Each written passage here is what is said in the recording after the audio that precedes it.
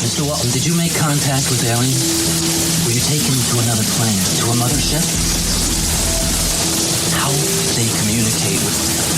Can you tell me what they look like? Can you tell me how many of them there were? Were you given food? But the teachers are alive. They're not books. They are the very living essences of nature itself. What a strange person. Unbelievably powerful supercomputer that's running our reality, and we don't have a clue as to how to operate it. So when maybe you or somebody else creates an AGI system and you get to ask her one question, what would that question be? What's outside the simulation?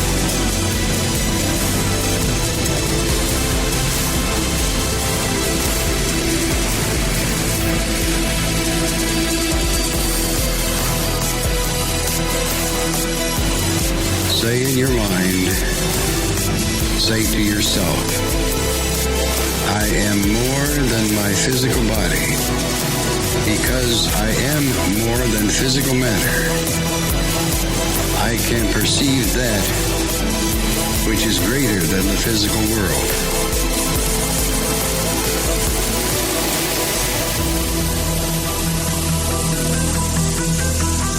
Do not know all the answers to the questions about reality. Do not claim to know the ultimate truth about life. I see death as just dimension. As a part of a family that explores the consciousness. I'm the void.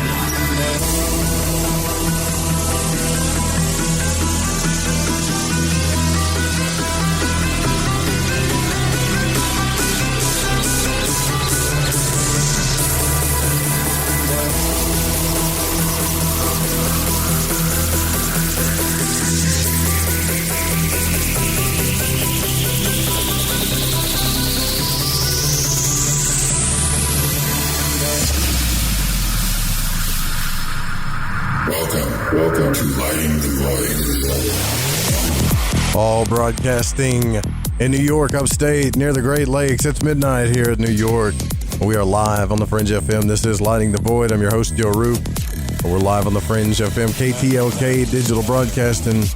Call-in number for tonight is 1-800-588-0335, and you can join our chat room by going to thefringe.fm/chat room. Tonight, we welcome back Greg Doyle. If you want to visit the website for reference, that's gregdoyleastral.com. So, a Salvatore Antithesis contacted me today and said the reason why he wasn't able to come on the show last night was simply because the Colorado fires. That's why. He couldn't come on because the fires had knocked out his power and service, and so we'll try to get him back on. But tonight, Greg's with us. I want to thank Night Stalker for coming out and having that big debate with us. However, I did get a lot of feedback about that, about the masks and stuff. Even some clips from Mary Ducina, from some guys in Australia, asking about where are the alpha males to stand up to all these people. That was pretty interesting to get that today. Make sure you stay tuned for the broadcast after Lighting the Void for the Secret Teachings with Ryan Gable, as well as go check out the Telepath from the Paranormal Radio app and TalkStream Live. Ryan Gable put a pretty large article in there, and so they featured his article in the Telepath, which is pretty cool. They even gave him a featured section with pictures and all that stuff, so good job, Ryan. And that article is about the demon of AI that he wrote and how that's kind of taken over. So he wrote about Elon Musk and all this other stuff, too. Now, Greg's been on the show a couple times, and when it comes to being a void walker, he's definitely one. Someone who's not afraid to explore the realms of consciousness and has some quite crazy stories that he shared with us about some of the adventures he's had in the astral realm. And I purposefully try to go into the astral realm because in this day and age, I believe that we're not going to get anywhere without being able to do this type of stuff. I really don't think the fight is going to be with a mask, because I hope you guys understand that you're going to have to be able to turn into a ghost. And someone called me on the mobile It got to my mobile phone today. I have no idea. It was just a listener calling me saying that he missed the Fringe FM and it's been a week. And I'm like, well, dude, I'm moving. I'm trying to get all this stuff situated. So whoever you are, we're working it out. I promise you. Other than that, I want to thank our sponsors at GetTheT.com, AncientLifeOil.com, and Metaphorical Archaeology. Now's the time. If you need to contact Barbara, go do it. Go to Facebook and search Metaphorical Archaeology. Also, big shout out to our partners over at UFO Seekers. Now, Greg is an author of Awakening the Giant Within, which goes to talk about a personal adventure into the Astral Realms, which details his experiences in the astral world. And he holds Reiki courses, astral travel workshops, meditation classes, and offers healing sessions as a Reiki master in Brisbane. And as a former professional classical musician, Greg first discovered meditation primarily to combat stage fright. And in 1999, he awakened to the reality of the phenomenon of astral travel and astral projection. And this was a life-changing experience that expanded his consciousness, changed the course of his career, and altered the very perception of his being at a fundamental level. It also led him to Reiki, where he began his training in Austria in 2000, completing his master level in Australia in 2005. Greg is trained in the Usui lineage of Reiki, and Greg's healing and meditation work specifically aims at activating latent potential. The many benefits include greater concentration, ease of performance, more restorative sleep, and increased general health, well-being, and vitality. Greg works with individuals and groups in both private and corporate settings. The website for reference is gregdoyleastral.com. Greg, it's good to have you back on the program. Great to be here, Joe. So you're living in you're not in Australia. You're in a whole different section, right? I keep getting that confused. No, I am in Australia. We're just in Queensland, which is a state of Australia, which is an enormous state. I had a look. Comparatively, it's over 5 times the size of Germany, just the state. Wow. Yeah, Okay. so we're sort of northeast Australia. Yeah. Some people over there got it pretty bad, though, don't they? When it comes to this, they do in Victoria. Yes, they do in Victoria. That's down south. That's where I actually am, and a lot of my family's down there. So they've got very strange conditions at the moment, and lots of stuff going on down there. It's kind of like East Germany in the late 40s, 50s. A bit at the moment down there. Very, very odd what's happening. Very odd. Yeah, they, here in the state of New York, I don't know if you're aware of this, but it's the first state where they hired snitches to go out and find people with COVID and turn them into the government, basically. So, yeah. Yeah, there's a bit of that notion of turning people against each other and the shaming and the virtue signaling that is also very strong in Australia. I think it's a worldwide thing at the moment. So they're interesting times. And as you say, it's time to actually, in the best sense of the word, stand up for what you believe, and this is it. Today was the first day that I got yelled at about a mask. I walked into this gas station, and it's the first day in my life I've ever been yelled at about a mask. I walked into this gas station, and they just yelled it. They're like, "Gotta have a mask on before you come in the door." And it's like, oh, and I was like, okay, well, I just won't do business here. Like I respect your rules as a business, but I won't do business here. And they looked at me all crazy, like, and I was like, well, I have freedom. I don't have to go in there and do business. No, that's exactly right. Look, we're lucky here. We don't have a mandatory situation, so there's very, very few people wearing masks in Queensland. I mean, it is a state with around 5 million people. Very large state, not a huge. Yeah, well, for such a large state, there's not many people, but I think we've had six deaths attributed to COVID. So we don't wear masks here, but down south they've got to wear them. And I can't help but think I've got a lot of friends who instead of walking they just jog, because apparently if you exercise you don't have to wear them. So, or if you're drinking a cup of coffee you don't have to wear one. So I've got one friend who's always walking around with a takeaway coffee cup in his hand. So these are loopholers, they call them now. Now the expressions come out, loopholers, and loopholers are being shamed because they're looking for loopholes. So it is interesting, and as you kind of mentioned in the intro, this stuff actually isn't off topic in terms of astral. It's kind of like, I mean, it's no coincidence that so many people on a spiritual quest are generally questioning the narrative, the mainstream narrative. So it's not a coincidence. And I think that, from my point of view, if I go straight into the deep end here with the astral, I know very, very on when this started, back in Feb or something, was it? March or February, I think it was, or when it started, the situation as we know it. I remember in my meditations and stuff, there was a lot of light coming through. I just thought, wow, okay, so this is looking not good, but on a spiritual level, there's stuff happening, a lot of action in the astral, and it can sound trite, but it's a feeling of like, it's kind of the rot rising to the surface, and it is part of this awakening. And I've seen a lot of people who have started to question things, and it is part of them thinking, hang on, actually something's going on here. Look away from the screen and actually look what's going on. So a lot of it, what's going on here, it is existentially a good thing, and I feel a lot of it is just to be authentic, and just as you say, you went in there and you said, I'm not wearing it. No. And to stay in your power. But yeah, absolutely. No, I mean, I'm not saying I won't wear one. Like if I just say it's like I've done this before. Say this is where I understand what Night Stalker was talking about last night. Say it's 3:30 in the morning, and I need a cup of coffee or a smoke or something, and I got to go in there.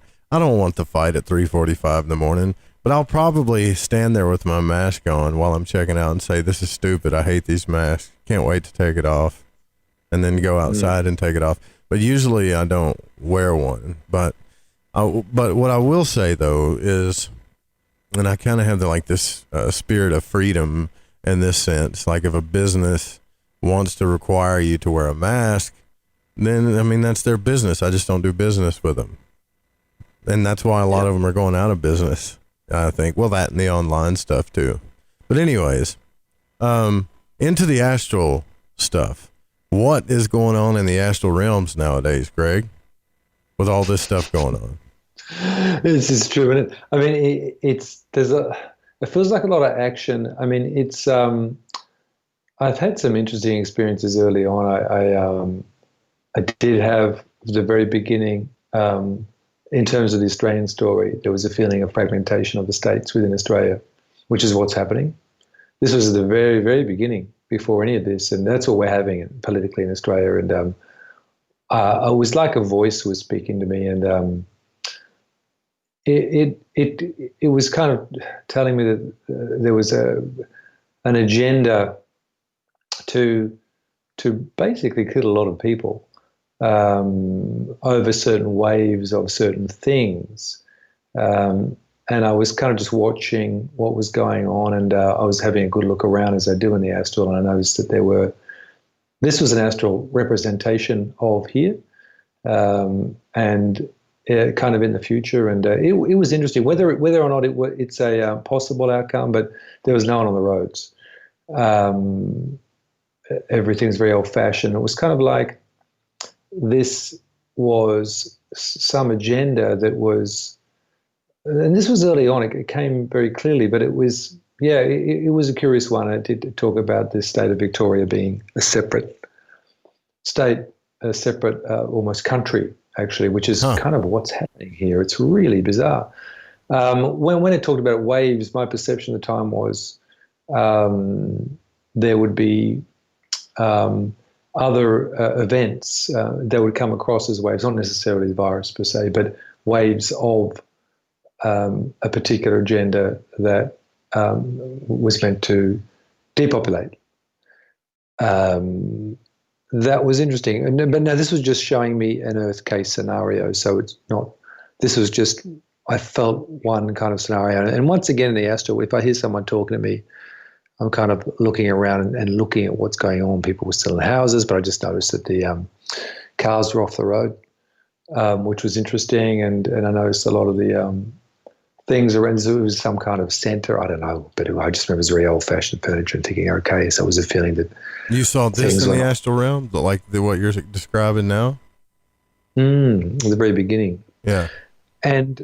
But look, I kind of thought, well, that, once again, you stay, whenever you have a kind of vision like this, you kind of remain very detached. So you can, if you get too emotional, you kind of get swept up in it, and you generally get brought back into the body. That is one of the things I really learned, and that would be a great tip for people who are wanting to get in the astral, is to essentially, if you find yourself in a very lucid state of mind that feels different, slightly different to a dream, especially when you have the feeling when you're being told something, like there's a voice or something, and it's generally a non-emotional vibe in the astral. It's more information, and your body, the astral body, is kind of a little bit beyond the emotional body, so you're not so reactive.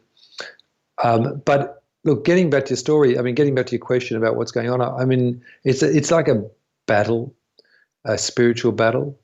That's the feeling I have, and it's almost, my perception is that it's kind of a great chance for humanity to wake up and really to cast itself into a different kind of future, one that perhaps isn't so imprisoned. And I think that if we, go, and this is where the whole spiritual aspect of it comes in, I personally feel, having seen this stuff, that it's like a karmic crossroad. I think that we do exist in very much a karmic continuum where we're constantly coming back as beings into the realms of, did you do a good thing, a bad thing, this, that, there's some form of bondage to our situation. So this is a chance to cast that bondage aside.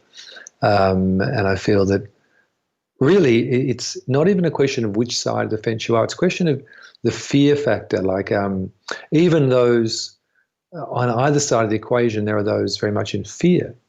And I think in the end, from a spiritual aspect, it's not so much the right and wrong thing. It's not a judgmental kind of divisioning. It's just an energetic choosing of our own from a higher perspective of whether we persist to sit in fear or not sit in fear.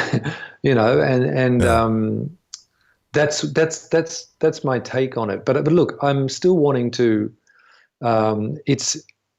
It's because of the traffic, or it's quite because of the collective human consciousness at the moment, which is pretty active, heavy. It's funny how we have all of these, like Musk and Gates sending up all of these satellites and stuff. It's almost like on a physical level, that's how it's showing itself, just this activity,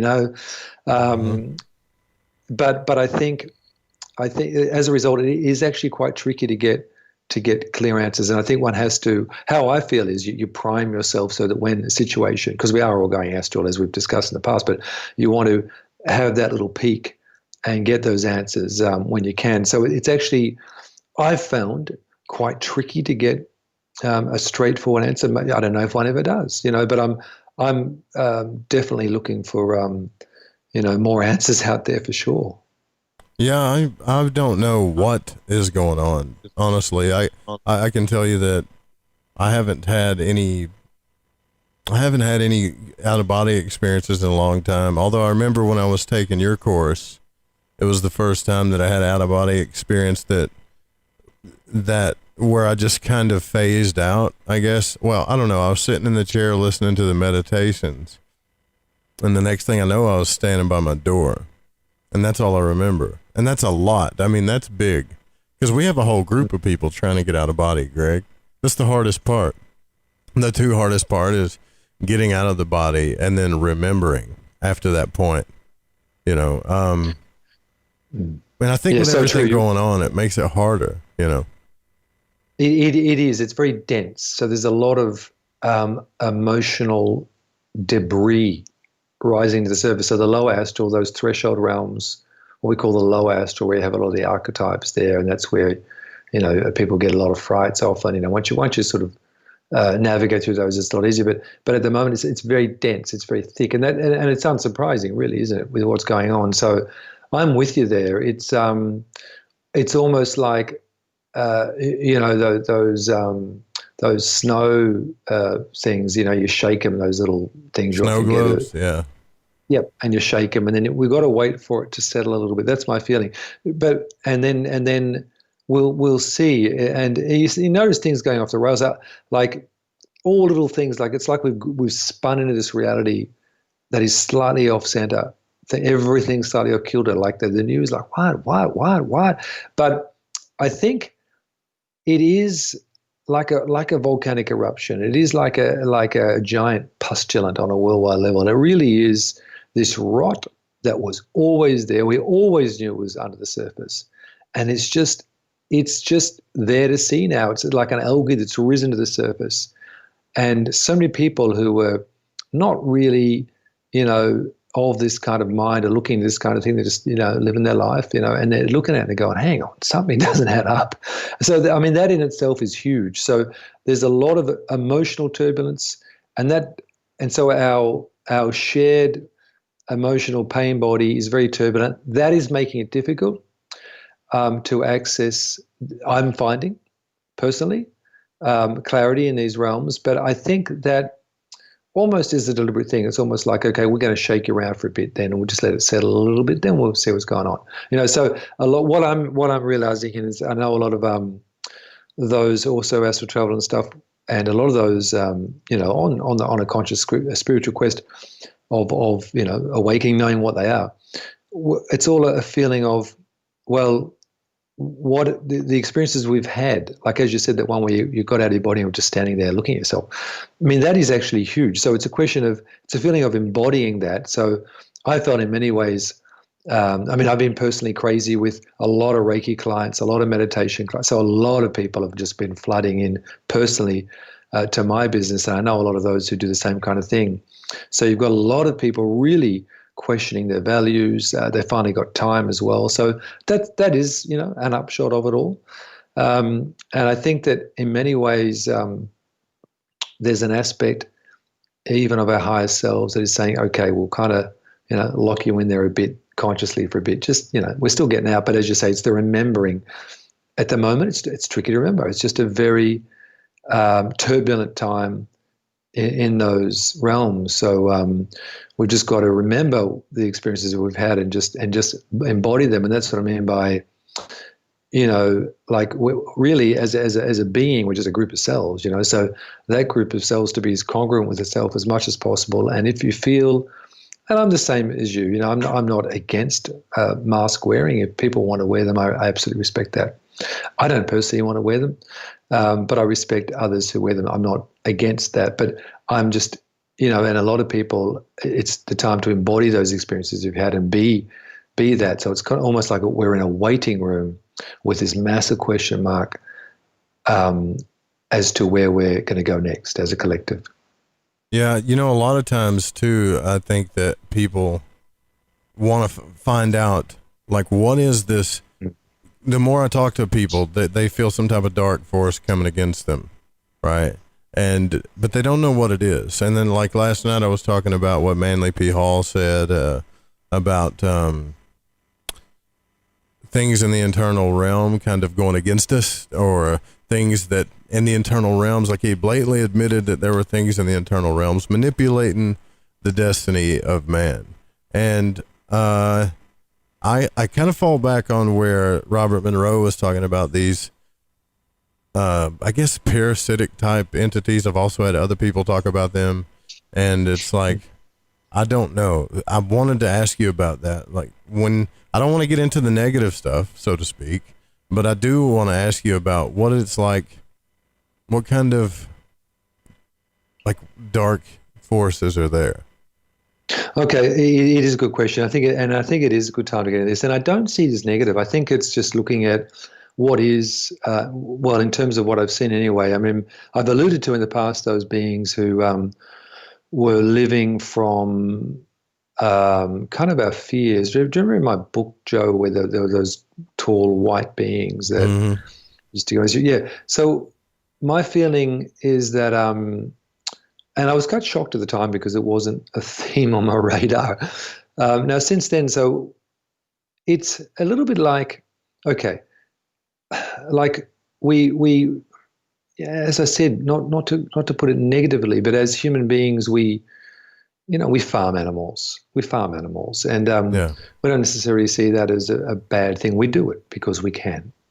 Now, when I've tried to whip people out of the body, and as you know, I tried to push the envelope early on in the astral situation before I realized that there was, I wasn't sure of the rules per se, and it doesn't have the negative connotations as it does in this realm. Rules, I'm not much for rules. But I just remember when I was seeing how much I could influence humans in this reality from the astral, and you can. When I would do that, I remember once when I was booing someone or something, and this was early on. I just wanted to see what I could and couldn't do. And I remember there was a guardian who said, "Greg, don't do that again." And it was in the astral. It felt okay. I didn't feel like I was being slapped over the wrist. So there are certain things you can and cannot do. Now, what I've realized is a lot of people have come to me and said, okay, there've been dark entities at their bed that have pulled them out. Now, when we've worked it through, those entities at the end of their bed were actually often a guide when they've gone further into this, or themselves. Maybe they saw themselves at the end of the bed, but they saw it as they came to. And as you say, it's all about memory download. This is what the astral experience is. This is what I'm finding. So we actually move into timeless realms beyond 4D, really. And so it's a split second, and you either have that, the actual experience in the astral is a split second. So it's a question of downloading the experiences. And so what I found is, if there's an entity that, if we go to that base level of the astral experience where people are often afraid of certain entities taking them out of body, now that entity has permission to do so. That entity knows a lot about your wiring, how you were created. A lot of the entities out there have a hand in our making, in our physical bodies. Okay, they know how we work. They're able to access. So it's like these vibrations and lights that come and get me. Now, often I just slide out of body, or like I'll see someone in the room and I go, hang on, that's not normal. Oh, I'm in the astral. I didn't even know. But like when I've looked around, even not that long ago, since I saw you actually, since I spoke to you last, Joe, and there was there's certain beings that hang around people's bedrooms at night, and they may be doing certain things, with their energy bodies. Now, it may experience as a bit of a nightmare, the person's having a nightmare, but in fact, what I found, nightmares and these traumatic experiences, when things rise to the surface, they appear as a nightmare. So it is all an aspect of healing, and it's not such a bad thing. Now, the fact is, if we awaken to the fact that there are certain beings that are parasitic, well, they may well have had a hand or signed a deal with some aspects of our creators or whatever, and it may well be a form of energetic, motivation, if you like, on a deep level to wake us up. And I'm a firm believer of the waking up. Now, I've talked to you before, and I know I harp on about the emotional body, but I noticed my higher self, or this guy who's able to speak and knows more than me and speaks straight to me and can pull me out of body, so I call him my higher self because he sounds like me, knows a lot about me. He can take me out of body. He can show me, he was the guy who also showed me my death early on, and like these scenes that are ultra real. Now, how does that aspect of myself have the capacity to do that? To wake me up and know when my consciousness can absorb this and all this kind of stuff, just as there are other beings and lights that can do the same thing. They know our systems very well. They have a lot to do with us. Now, in the astral, I remember being moved once to allow these two antagonists to come and destroy me. And I remember feeling this bliss, and I probably mentioned this to you. And now I found that when I had lucid dreams, I would do the same thing. When I had a lucid dream that I was about to maybe crash a car or fall off a cliff, or there was some kind of antagonistic energy. And when I say lucid dream, I mean a dream that I am totally conscious. I would allow that experience to happen, and I would feel these waves of bliss. Now, just as my higher self is drawing my person, Greg Doyle in the 3D, through these murky waters to an awakening, or to this place of absolute mind still, or what I call the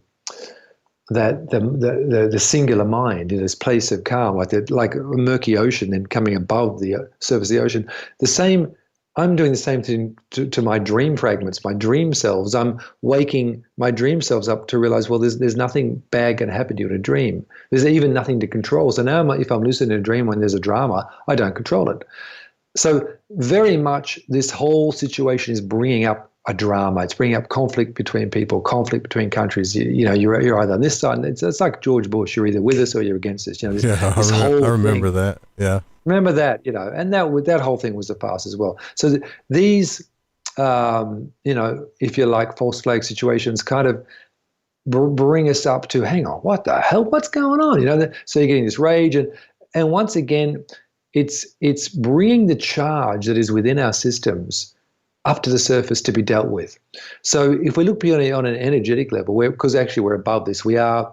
And it's funny because most people, even non-conscious people, they still talk about being spiritual beings in a physical body. Everyone seems to know this, but they don't actually act on it. So if you think from a higher perspective, this is just a game of energy, as I've always said.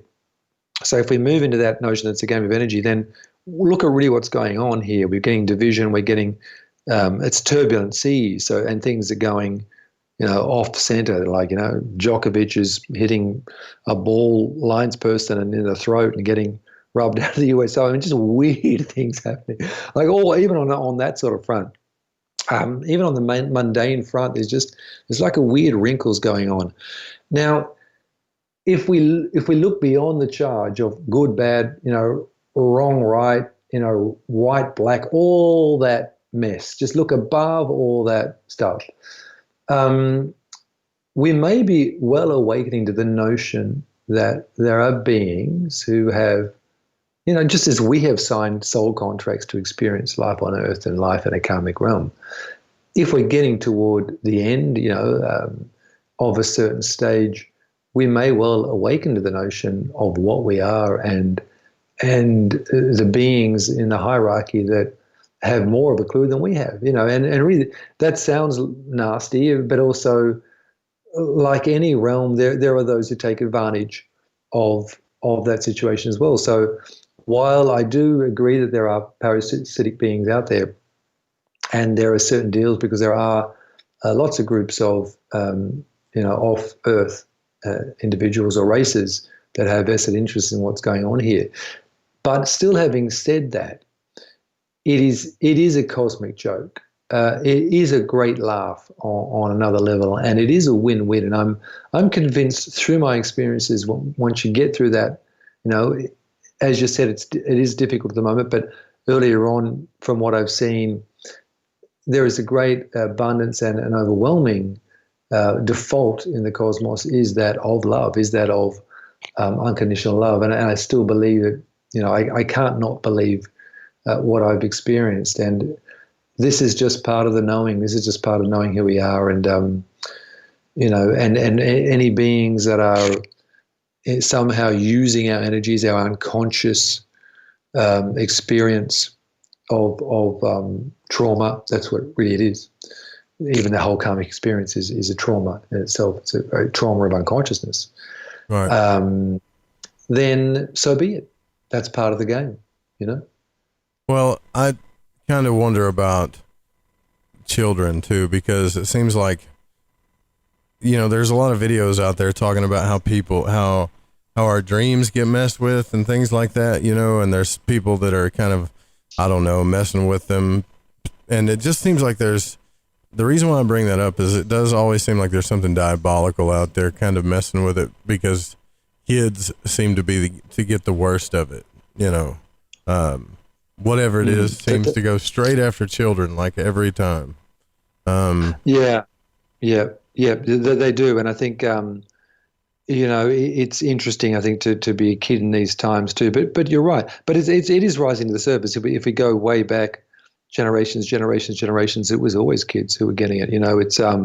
It's just more blatant now. It's more obvious. And then if we go to the archetypal realms, what does the child represent? And even then, a child is still a sovereign being, has lived many, many, many, many, many lives. So if we go into that very detached perspective, you're absolutely right. I once heard, do remember too, I mean, I've had some Buddhist monks come to some, they're really into astral travel, and I had a couple once come to an astral workshop, and it was really interesting talking with the nature of reality. And I liked what one of them said. He said from their perspective, to be human is to suffer. That is the default. So we know that. That's ground zero, and we rise from that. We know that. So it's like entropy, like the notion that something will, after a while, just start to fall apart, disintegrate. And a lot of what we experience in the human body, in the human realm, it's essentially about loss. We learn about loss of innocence. We fear loss of life. We fear loss of loved ones. It's all about loss. So when we have loss that is so embedded in our particular awareness as humans, that is all about suffering. This is what people talk about. The fallen state and all this. So that is a reality. But I think part of our awakening is it's almost like we're on the bottom of the ocean, feeling sorry for yourself. Then one day we think, hang on, all I've got to do is open my eyes and kick off the bottom, and I'll get to the surface. And this is part of. And I know from a human perspective, it can sound heartless. It can sound, absolutely trite to the worst degree. But it does. It does. But from a higher perspective, it is all about archetypal energies, and it's like.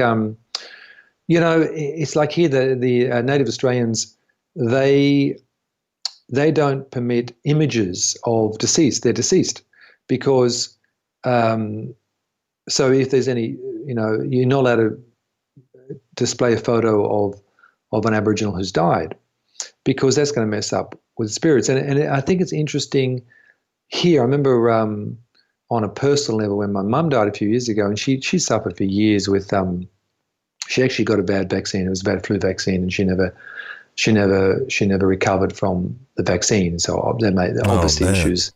Well, there you go. That's what. God, yeah. So I had a personal good look into that many years ago. Anyway, in those days, doctors did own up to it, and they apologised, and they said you just had a bad reaction to the vaccine. So, just as in a whole lifetime after that. So, but anyway, I had a very interesting experience when she died, and she would often. It was interesting because even though I do Reiki, and Reiki is actually a channeling thing, I'm channeling entities. I'm not, as in not really into, but it was fascinating because she'd actually come in, and my body would become absolutely paralyzed, and she was there, and often this happened for a few months, quite a bit after she died. And it was, I think our connection was spiritual, therefore she wanted to show herself to me in that way, even though I never asked her to, but it was a really interesting experience. When I felt what was going on with her, and a lot of my family were talking about her suffering, I realized where she was, that she wasn't suffering. So her suffering that she had in her physical body was now forgotten. And it was only perpetuated through our memory of her suffering. So every time we talked about her suffering, we were embedding that particular trauma into this reality. This is very much what the mainstream does. This is very much what the mainstream does to keep this embedded, this notion of suffering. Because remember, karma the whole karmic reality is all about crime and punishment. That's what we, how dare they? They deserve this. This is what it's all about. This rage, So she was beyond all that. And it was really clear to me that she was beyond all that. I never thought about that before, but I could really sense it at the time. And that and then that made sense to me where there were native cultures who felt you don't go into that. We don't want, because when a human sees a picture of a deceased one, in their eyes, that's going to bring that energy back of that pain. So, can't remember exactly where I was going with that. Well, we kind of started out with like talking about why they mess with children, and then went into karma, and it's like, I don't. But Joe, why do they mess with adults? I mean, they mess with adults' dream too. I mean, but I haven't had Greg. I haven't had anything like I did when I was a kid. I had the worst dreams. Now, I do know some adults that are having some really bad dreams, don't get me wrong, but I haven't had any dreams like I did when I was a child. And I've seen some videos of children that are just basically getting shoved around by shadow figures, and some of the stuff I saw when I was a kid is crazy. I just feel like they purposefully go after children. Yeah, I do hear what you're saying, and you are right from that level. Yeah, you are right that the trauma. Look, part of it is and as I said, it sounds negative kind of thing, but if you look at the whole karmic structure, it is a form of imprisonment. Now, just as kids go to school, what's school all about? Programming. That shoving around is also part of the programming. So fear is being, impressioned into children very early on, this fear, that is part of the program. So that is all going through there, and I do agree. And this is part of the agenda, and this is all. But it's also, I was hearing the other day of this SAS officer who was talking about his training. He talked about how the worst part of his training was when they have the interrogation practice, because they've got, in case they're captured by an enemy and they're going to be interrogated. And in many ways, this goes on with the human experience, and it does sound quite brutal, but it is this shoving around, and it's reflected in the physical, bullying, programming at school, programming by the mainstream media. So all of these archetypes feed themselves through the astral and into this reality. So if we want to know what's going on in those lower astral thresholds, if we just look at this reality, it's a very good physical indication of the kind of archetypal energies that are going on there. Now, why exactly that's going on, I can't tell you. It is part of the certain karmic agenda, if you like, and this whole trauma thing. It's absolutely fascinating. This whole, and I was kind of. I remember myself being quite shocked when I met these beings. We've probably spoken about this too, but I used to have this elevator rock up at the end of the bed, astral elevator. I go up and I meet these beings who look like us, but everyone in the astral always talks telepathically. No one talks through their mouths. And when you talk telepathically, it kind of just comes out of you. It's very pleasant. You don't pick the words. So if we were having this conversation, literally you would kind of pull the subject matter out of kind of my being, and I would do the same. And it's actually really interesting. So you don't get to choose your words. And as a result, it's just absolutely authentic. Even you don't even know that you think that, and it comes out. Anyway, these beings I would meet looked like us. In the beginning, they looked a bit cold-hearted, I thought, but I realized after a while, because I saw them a few times, they just had no emotional bodies. So they were actually very direct, not all ha-ha, lovey-dovey, jump up and down, huggy. They weren't like that, but they were, I felt, the kind of the next level of human awareness. Not lovey-dovey, huggy. I like that. Yeah, they weren't, but I realized they had no emotional bodies. So when they look at you, they looked at you. There was nothing blocking, and you'll see that here is that often when you look at people, like it's interesting. You can kind of see a shudder, and so certain beings, they have energies that have kind of taken over them that aren't particularly helpful. But that's something they're struggling with, and that's why those that carry dark energies with them. It's just weird stuff. It's just some kind of thing that they've chosen on a certain level. But these beings had absolute clarity, and they, once again, the emotional body was healed. So I think the karmic realms, I think as kids, we're sort of pulverized around a little bit like an interrogation training. Now, once again, I know it sounds brutal like that, but from what I've seen, there are guardians out there. Like this whole thing is being monitored, even though there are certain ET realms that do get energy from unconscious experience of trauma, but it's more like they're recycling kind of the excess energy off the reincarnation process. That's the feeling I get. So they get something out of it. I don't believe that the seesaw, if you like, has gone in that direction of the dark. I just feel that there's an acceleration going on now. People really get to choose, are they going to go the way of that light, or you're seeing a lot of people acting particularly robotic, particularly programmed.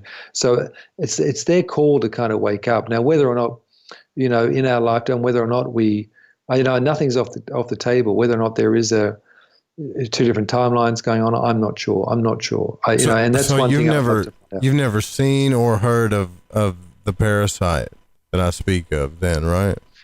Yeah. I've seen these dark energies, but they are kind of lower threshold energies and entities that feed off that. But I see them as part of the light. I do see them as part of the greater picture, but they just exist to reinforce duality, which is this realm. But this is an illusion, and the Buddha said this as well, and I do agree with it. I think, and therefore, by extension, suffering is an illusion. So the more we do buy into that notion that suffering is somehow real or the end point or whatever, then those forces creep in a little bit more. And right now, it's like there's a war going on, and these forces have got a lot of traction. But I'd say so because it seems like I mean, even the people that I look to for spiritual guidance, or I would just say optimism as a whole, they're feeling pretty down about things. So it can get kind of, I'm not trying to be discouraging. I'm just saying it gets discouraging, I know what you're saying. And look, I've even found sometimes it's difficult to find that spark, and it's been trying. But, as I said to you, Joe, I just feel that we're on, it's like we're flying the other side of the moon, the radio signals we're almost on, radio kind of lockdown. It's funny how we use the word lockdown too. But at the very beginning of this situation, it was overwhelming, the amount of light. I can't forget that. At the very beginning, there was this incredible presence that I've never felt before. I'd feel this constantly in meditations and astral experiences, just incredible. And I was somehow saying, it's going to be okay. Okay? It's going to be okay. Just hold your breath. Right. Everything's going to be all right. Don't worry about it. Yes, and use this time to embody everything that you have experienced, embody everything you have learned. So to literally take it into your physical body and be it, because a lot of it is not consciously coming through now. So you've got to be that stuff you've experienced, And this is what I mean about the spiritual body having the physical experience. Well, now is the time to actually embody that aspect of the spirituality that, for years we've experienced. And you're quite right. It is, and in this realm, once again, these terms like lockdown and this kind of stuff, those terms exist for a reason, Yeah. Well, I just think that I want, when you see things, I want people to know, I guess, when they see things like that, what do you do? Do you do some type of protection? Do you even worry about it? Good question, Joe. I don't even worry about it, because now when I see these entities, they flee the scene, and that wasn't always the case, as you know. So for some reason, when you've been out a bit, I don't know what they sense from me. If they're in what I call, a negative kind of loop, these entities, they flee the scene. Okay. Which is really cool. Well, that's good to know, right? Because I don't want to. Oh yeah. Look, they're en masse, but it's just humanity. I mean, you look at the history. You look at the history we've been told. A lot of that. When has mankind been free? When have we been truly free? In many ways, been a long time. It's been a long time. Yeah. When have we really been free? So it's now up to us to, and it's like we had a Freedom Day here on Saturday, and it was great. Went into Brisbane. There would have been about 6,000 people there, and it wasn't on the mainstream media at all. But we were, and it was just great. It was really positive, and we had speakers and stuff, and the cops, no one hassled us here in Queensland. And it was a massive gathering, and no masks, no social distancing, none of that. And it was great, and it was just. Well, wouldn't that be nice, wouldn't it, to go back to like the good old days of no masks, right? I know, and it's interesting because this. What does the mask represent? Of course, it represents the muzzling kind of stuff, but then again, the good old days where even though everything was outwardly fine, we knew that there was a rotting core to it. We knew that those in power were corrupt. We knew that all this stuff going on with kids. We knew, so outwardly the same as inwardly, we knew all this was going on, but things are just purring along. So the rot is coming to the surface. The core is seen to be rotting, and the worms are coming out. So it looks dastardly. But, if you shine a light in, the shadow's got to go somewhere. It's got to scurry. And this is the scurrying. This is literally the shadows scurrying for cover. They are scurrying for cover. That's my perception. Now, you could say I'm an optimist, but then again, having been in the astral so often before all of this and feeling just that bliss, and being absolutely obsessed with that, and I never knew any of that. I didn't know what was going on out there. So, you know that it is light. It is love. That is the fabric of the cosmos. So. Yeah. What I want to do, like, since we're coming up to the top of the hour, I tell the listeners time and time again, like, I don't think that we're going to get through this without being explorers of consciousness in a practical way. And I want to kind of introduce people to like how you do things and, maybe tell a few stories about some of the, spiritual transitions that this can cause in your life. And empowerment that it can cause in your life too. I don't think people really realize just how empowering it becomes once you're able to do these things, move consciously the way that you can, Yeah, absolutely. That sounds great. I think that's a really good idea. Yeah. I think that look, and even now, I mean, it's a great time to meditate because it's time to flex spiritual muscles now because it's tough. It's tough, and. Things are thick. It's thick out there. So it's actually, I'm personally finding it, well, this is interesting from my viewpoint because, as I said, I have a tsunami of clients. I think to myself, I'm seeing the same from where I sit and watching people come through for Reiki and for learning meditation, astral stuff. A lot of people are really looking into themselves. So it is a really good time when things are tough. It's like we're like walking uphill with kilos on your back. This is what we're doing. It's tricky. And so it's a very good time to, personally for me to go deeper, I've got to think, okay, my own astral practice, I've got to, I've always got to change it. The rug's always pulled out. I've got to find different ways in, Right. Yeah. Well, that's exactly how I feel too. Think outside the box so you can get deeper in the box. We'll be right back with Greg Doyle. We're going to talk about his work too, and also his courses that I actually took part in, some of the stuff we went through, and how this will empower you, especially in times like these. More Lighting the Void coming up. Stay with us.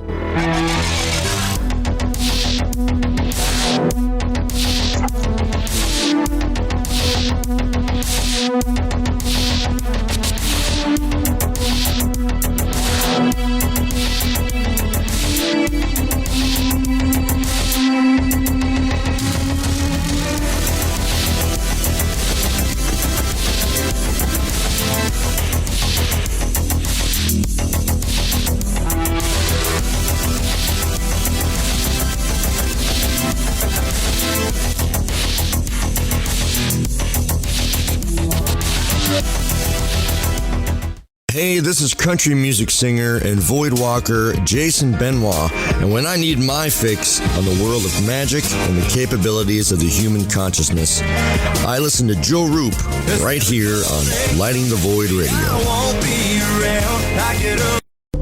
Hey, I'm J.M. DeBoard, and when I want to talk about dreams, I look up my man Joe Roop and his show, Lighting the Void. Please listen. Now is not the time to fear. When your immune system is strong, shields up. You have very little worries. If your immune system is compromised, you're susceptible to all viruses. I say shields up and no fear. Try Heart Love from GetTheTea.com. Heart Love has a special ingredient called allicin. It comes from the healing part of the garlic plant. No garlic breath, no garlic leaking out your pores, just pure immune-building ingredients that gets your shields up. Heart Love is a unique blend of herbs that loves to build you up. Google garlic and know the benefits. One Heart Love pill is equal to 20 cloves of garlic. 20 cloves. Shields up. You've heard of our Life Change Cleansing Tea at GetTheTea.com. Now try Heart Love. And by the way, take your blood pressure and watch weekly what happens. So here's how to purchase. Log on to GetTheTea.com. That's GetTheTea.com and build your shields. That's GetTheTea.com. Mention Ray in the coupon code and hit apply and receive free shipping. Born out of the alchemical tradition of Paracelsus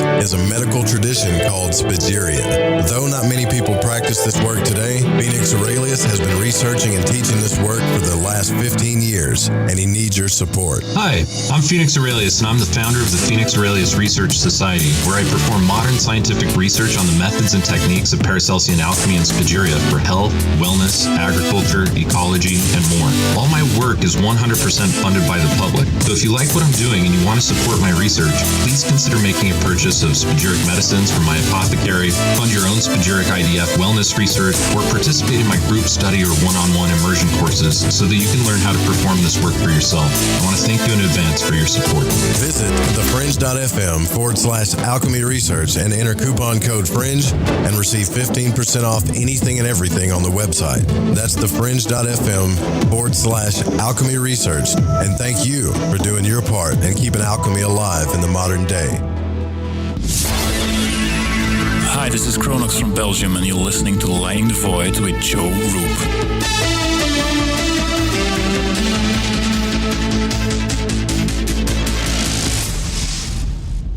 This is Barbara Charlton from Metaphorical Archaeology. If you've ever had a traumatic paranormal experience, the effects of it may stay with you for years. Who do you talk to? You can't go to conventional help. What we do is we use emotional freedom techniques or tapping to actually neutralize the effects of that event. Maybe when you tell the story now, your heart races and your palms get sweaty. You don't even want to think about it because you don't know how to neutralize that. That's what EFT tapping does. It neutralizes those emotions. The circuit that was recorded on is gone. The energy flows freely and you're free of it. And that's what emotional freedom is all about. We offer this as a pro bono service, but this is something that I offer because no one, it seems, is helping people with these experiences. If you'd like to reach me, it's really easy. My cell phone is 214-995-3754. Please leave a message. I will get back to you as quickly as possible. Or you can email me,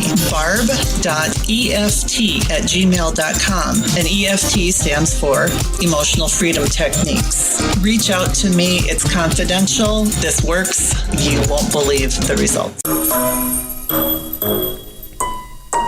When you're in the house for longer periods of time, you can see them flying or running across the floor. Ooh, yuck. They're unhealthy, gross, and disgusting. Bugs. I loathe bugs. We keep a clean home, but occasionally bugs show up. Well, I found something that is tougher than bugs. Orange Guard. On contact, it kills hidden bugs, including ants, roaches, and fleas. Plus, Orange Guard is a residual repellent. All of the ingredients of Orange Guard are on the FDA generally recognized as safe list. Orange Guard may be used around food, humans, and pets. It comes with a 30-day money-back guarantee. Orange Guard. Available at orangeguard.com, Whole Foods, and Ace Hardware. What's What's up, Joe? Hey, man, I just wanted to say your show, dude, keeps getting better and better and better. I love Lighting the Void and the Fringe FM.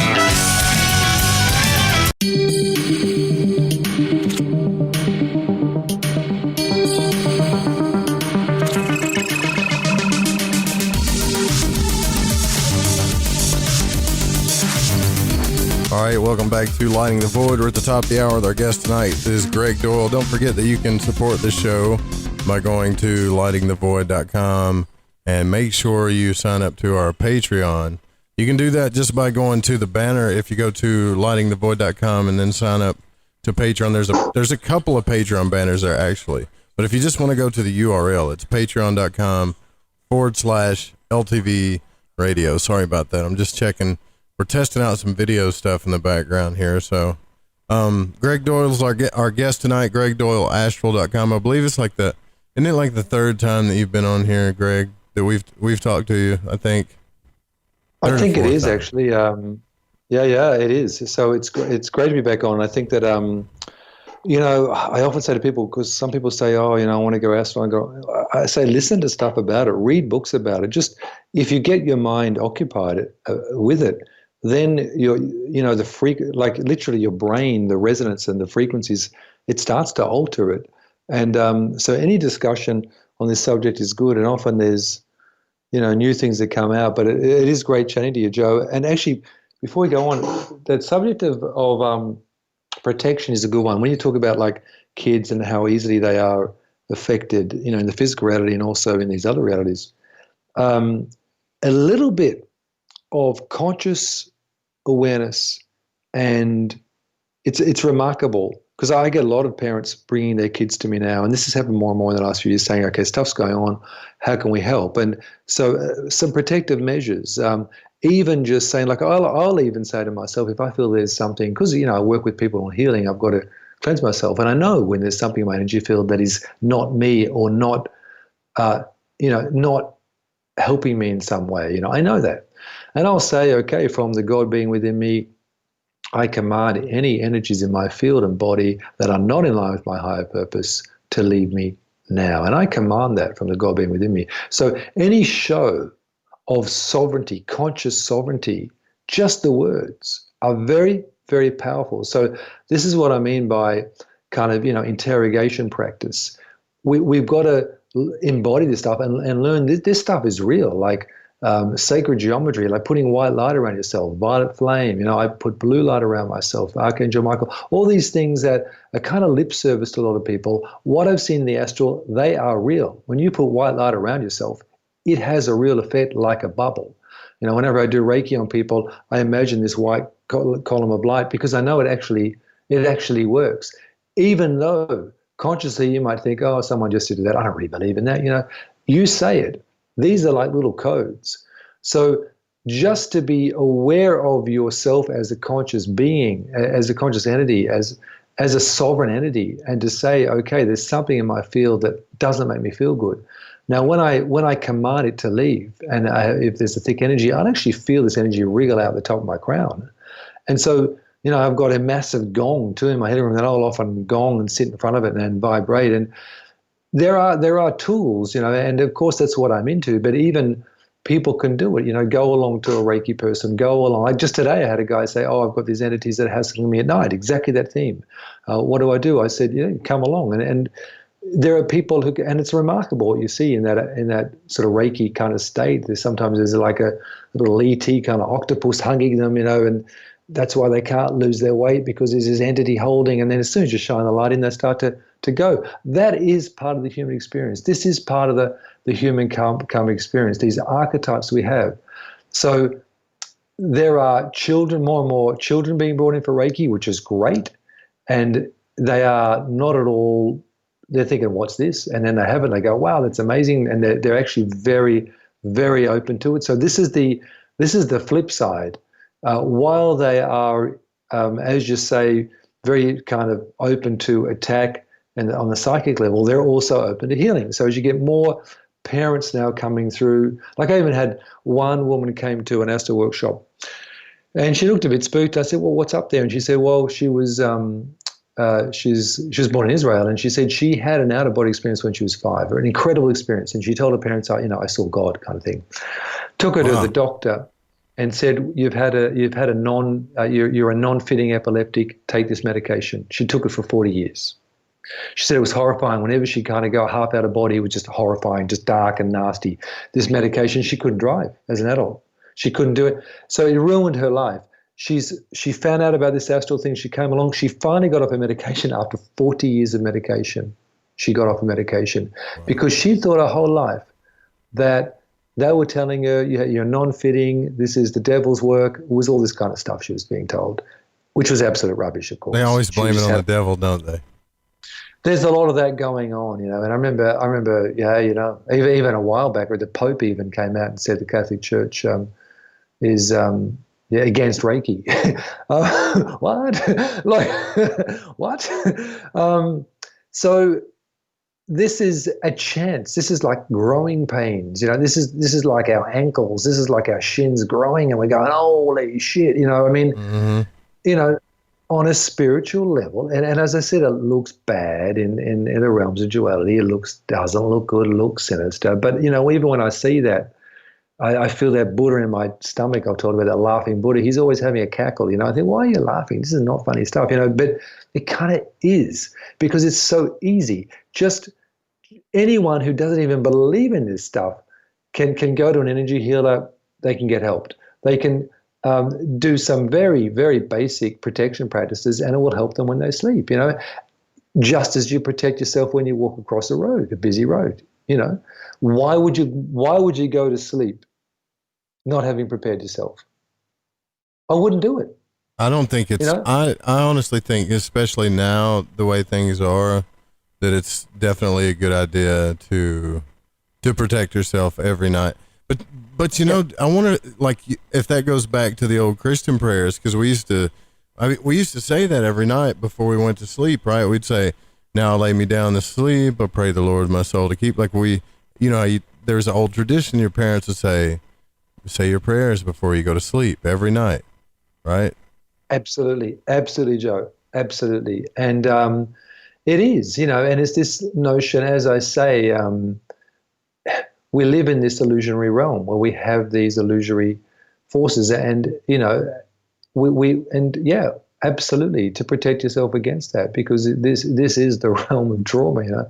So you're spot on, and there, as an awakening occurs, more and more people become conscious of this, and we there's that notion of don't throw the baby out with the bathwater. There's a lot of stuff in these religions. It's good, that notion of prayer is excellent. If you think about it, there's all kinds of stuff I've forgotten in my life, but I still remember the most traumatic nightmares I had when I was a child. I still remember that stuff. So it definitely does do something to you.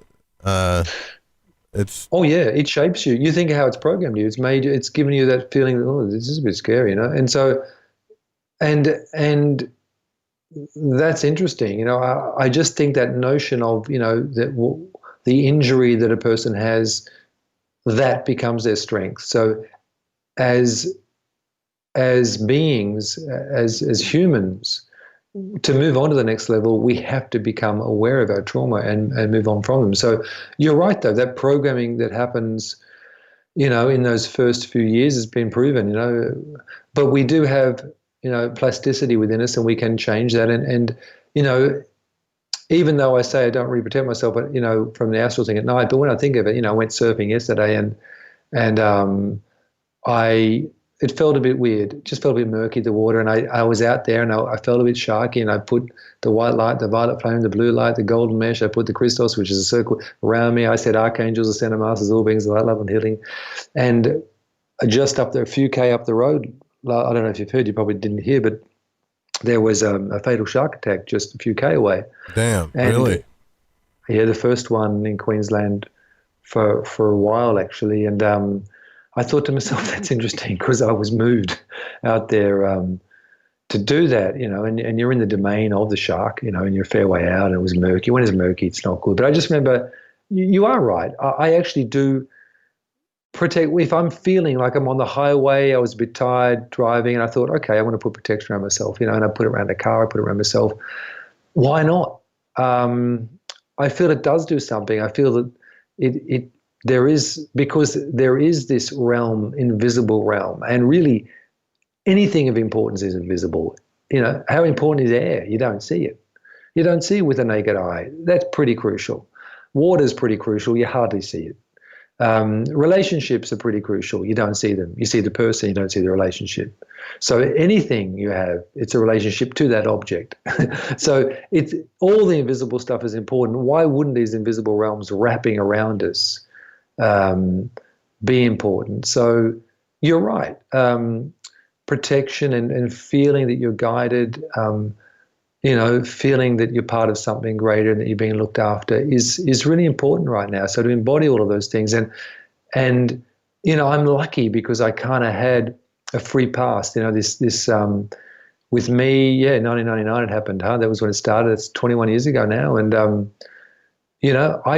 I had just meditated, physical, mental relaxation. Never thought of anything kind of weirdo, wacko, wanting to have an experience or anything like that, and then, a light comes into my forehead, presence into my heart as well, takes me down a wormhole, alien planet, what the?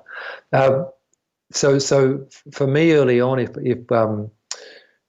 some of the experiences kind of shaped this for me, first of all, as I said, I'm very interested in the phenomenon of it. So in the beginning, I would, so-called guides would come and tell me about myself, and I would kind of, insult them because I was just thinking, what's going on here? Well, why is this happening? And I think that is a good angle to come from. So even now, what I mean by that is, sure, what they were telling me was good, and it does get etched into a memory that is very, concrete, you don't forget. But being phenomenological is not bad, because I would look at it and think, wow, it feels more realistic than this reality. And because I was obsessing with backgrounds and how I felt, that would often keep me in those states. Therefore, in this reality, this is a good hint for people wanting to go astral. It's good to constantly think, what is the phenomenon of 3D form? Like, is this real? So I've constantly got this kind of playful question mark circling my head. Like, what is this? What are those trees out the window? I'm even imagining I can see behind myself, because in the astral you can see behind yourself. I'm thinking, what does this mean to be physical? So I'm scanning through my physical body basically whenever I can, because it's quite constantly to question the nature of this reality in a playful way, not in a way that is a chore. By doing that, you're carrying this kind of question mark with you that's kind of going, what? So that when you do have that glimpse in the astral, when you do have that glimpse at night, you're looking to get traction at night, okay?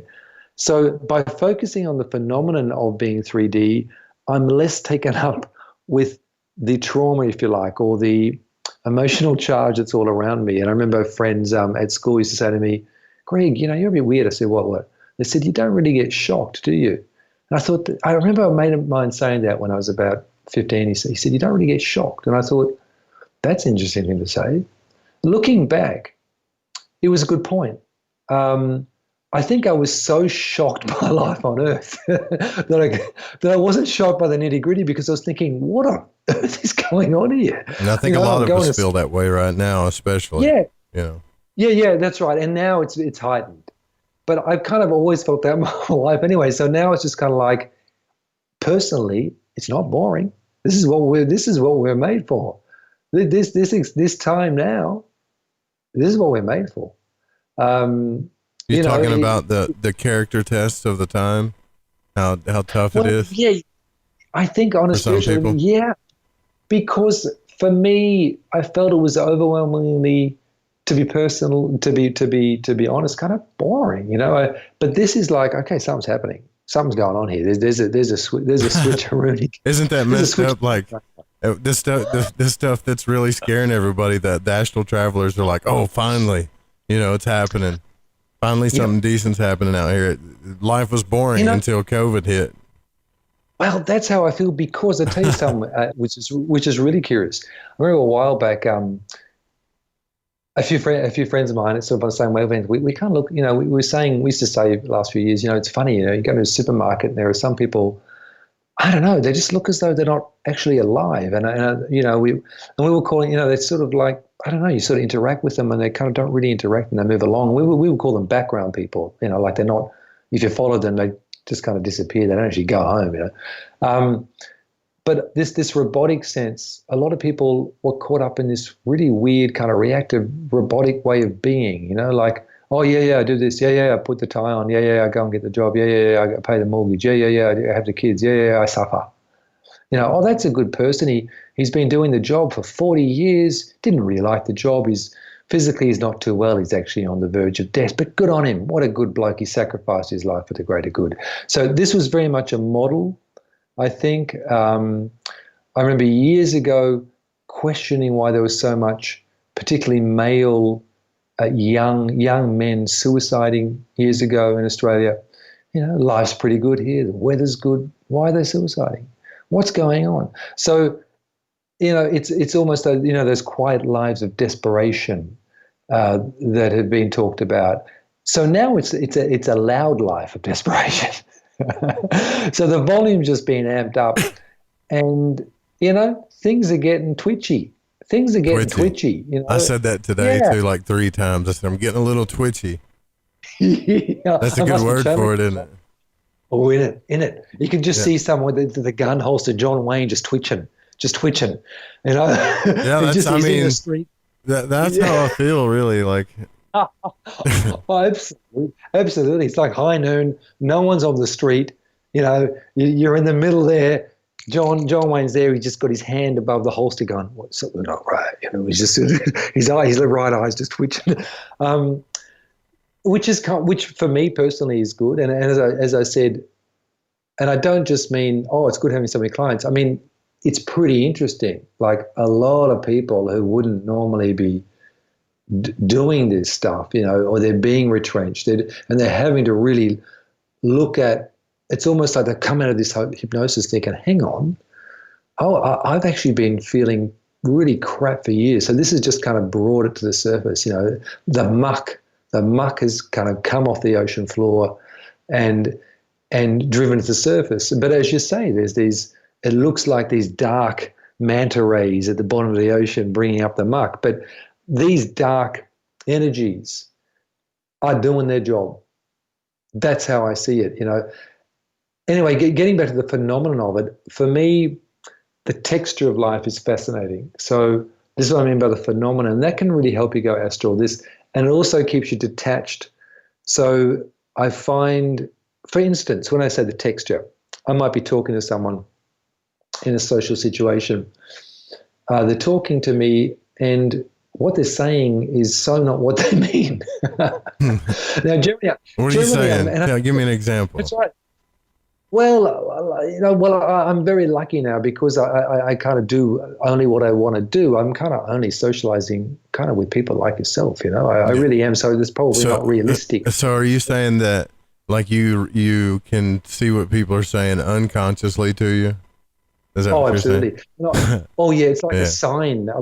Like literally I'll see signs above businesses and I will see what's actually they're selling. It's really weird. And the words come into my head. And it's like, whoa, that's interesting. So a classic example is like I'm at a social gathering a while back and there are people there that I probably wouldn't normally socialize with. Someone's talking to me, and what I found I do now is I kind of walk away mid-conversation, and a friend of mine said, "Greg, you are absolutely hilarious." I said, "What?" They said, "This guy was talking to you and you just walked away." And he's just puzzled. And I thought, oh, really? I didn't mean to. You didn't even pay him attention. No, there was nothing. He wasn't like he was moving his mouth, the words, and he said, no, it was totally incongruent. So I didn't know. And that person will get over it. Their worst thing, that they'll be fine. Yeah, they will. That's what I mean about being kind of congruent with kind of who you are. Yeah. Is kind of not really on that kind of superficial level. That is not putting up with that kind of bullshit. I don't mean it negatively. I mean it positively, because like in the astral, you can see it, you know it. You can read people's minds. So that's why it translates into telepathy, which is fantastic. So, but it's very gentle. You don't pull it out of them. It's not agenda-based. So I think, therefore, when I am getting out and there are entities that I would call questionable in those threshold realms, which is what we're dealing with a lot now, the threshold, that they're what I call lower 4D or the fourth dimension, which is the one that wraps itself around us. This is why I equate it with all the satellites they're sending up. It's like smothering the bloody awareness of humanity. It's just madness. Anyway, so this fourth dimension, very thick, very laden with archetypal entities. They're shadow beings. These entities that are very scary. But when you get a certain signature, if you've been out a bit, you have something in your signature. That's one way of putting it. So when they see you, they leave you alone. You've got to pass. So they're not going to touch you. So what I teach a lot now with my astral awareness programs and stuff is to, first of all, to become astrally aware. It's really about letting go. It's not adding on dogma. It's about relaxing, looking at the clenching within, particularly your lower few chakras, and really relaxing those so that your energy system is really charged. Doing the chakra cleansing. You would have done a bit of that with the course, with the astral. So just becoming very aware of your body and realizing that when you become aware of your body, you actually relax. So we relax our systems rather than clenching. So when your system is absolutely relaxed and activated, lower entities can't purchase it. So say you've got archetypal claws in this fourth dimension, these lower realms that are kind of perched above the 3D. Now, because that's from those realms you can get that play of dark and good. That's why you've got that dualistic kind of exaggeration in the fourth dimension. Otherwise, you wouldn't have that dualistic exaggeration in 3D. So when you get your energy centers really relaxed, a lot of light coming through, and you use breathing as awareness, and just really looking at where you're clenching your body and releasing, you kind of enter into this kind of state, what I call, it's kind of like an invisibility. It's like you're not really there. So more and more I feel, I'm actually channeling my own life through me. So I'm channeling the cosmos through myself as Greg Doyle. But what is Greg Doyle? Greg Doyle doesn't exist. I'm just channeling the cosmos through myself. So therefore, when you start to realize that, you become less reactive, and the less reactive you are, so when the emotional body starts to really let go, and you start to let go of that clenching, that especially the lower few chakras that are very dependent upon the earthly realms, for stuff and for identity and relationship and sort of loss and all this kind of stuff. What happens is these lower energies, they literally don't see you. They go straight through you. They don't have purchase. So in the old days, we talk about protection as like armor and put mirrors around yourself and reflect it back. But that's playing into the karmic struggle of, don't send me your bad vibes, I'll send them back. Not really helping. Really, it's becoming invisible to it. So there's no purchase. There's no purchase. So, and when you start to get that happening, not only are you less reactive in this realm, but in these, when you are going out of body, and everyone is going out of body, so if they're taking out the fear that's being beamed around now through the mainstream and everything, if they take out that fear, they're going to get even more of that. Okay, so it is like a real SAS commando course going on that energetic level. So if you can go out with that sense of relaxation within your being, then these low entities, you carry a signature, they just won't come near you. They're not interested. They don't get purchase. It's like a shellfish needs a rock or some coral to stick onto. If it's not there, it can't get you. So this is where the realm protection. Another word for protection would be empowerment. To empower your systems, to look into any ways, meditation, chakra cleansing, any kind of way of doing it. So more and more, with the astral kind of guides, it's more into, or guidelines, it's more into that notion of emptying yourself, and and that doesn't mean that you're an easy target. it's emptying, probably, loosely emptying the ego, but just emptying the trauma that's embedded within us, because that trauma at the moment, it's like it's attracting like those infrared searchlights for the enemy to attack right now. So you want to. So it's like the more emotional trauma you have, the more you're drawing in the negative energies in towards you, basically. Yeah, absolutely. Man, do you actually get out of body and travel like every night? I mean, realistically here?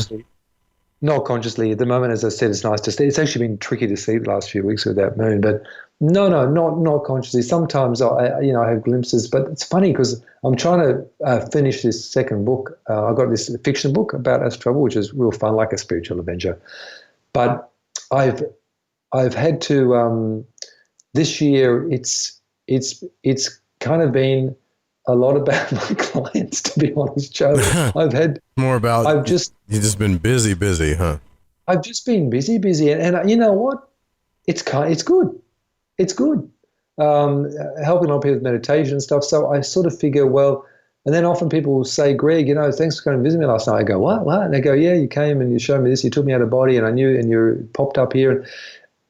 And I'm sure that's happening. I don't remember it. So it's kind of like I just want to sleep at night often, But I still protect myself, but I am gearing up for the next month or so. I'll let you know personally, Joe, but I do want sometimes it's good to demand a little bit. Not in a kid chucking a wobbly, but just to demand answers. Some clarity. And I think, it's okay, someone wanting to experience something in the astral, to have a real goal, a really strong, firm goal, and say, okay, I want to know about that. So, I'll set up some stuff, but I find spontaneously at the moment, it's not happening so much, but I sort of feel, funny, a few astral travelers said the same, that sort of feel like there's a bit of a kind of a conscious lockdown, if you like. For sure, yeah. Anyway. Yeah. So that's, I'm just letting that happen. I'll just let it play out. I'm working on certain different ways of approaching it. Even vibroacoustic therapy. I'm looking at all interesting things to integrate, just different ways, because this lockdown will lift at some stage in the astral. I mean, there's no doubt about it, because it's like I barely remember my dreams every night right now, and we have people that are in the Patreon that are getting to the vibratory state, but they're still just kind of forgetting everything, Yeah, I'm finding that too with a lot of people. They're getting there, but it's just not, and then they're not remembering. So I tend to think there's a reason for that. And funnily enough, I think since I spoke to you last, a woman from the US, I don't know if, she wrote to me. I haven't written back to her, but she wrote to me and said, she doesn't know anything about astral travel. She felt herself go out of body, and this woman came to her and put her hand up and said, Greg Doyle, go back. You've been out enough already. Now she wrote me. What? She said, I Googled your name. I Googled astral travel. I thought, what? So I had to write to you and tell you I had this experience. That's and I thought, crazy. that makes sense. I thought, thanks for the message. That is crazy. That's nuts. I love it.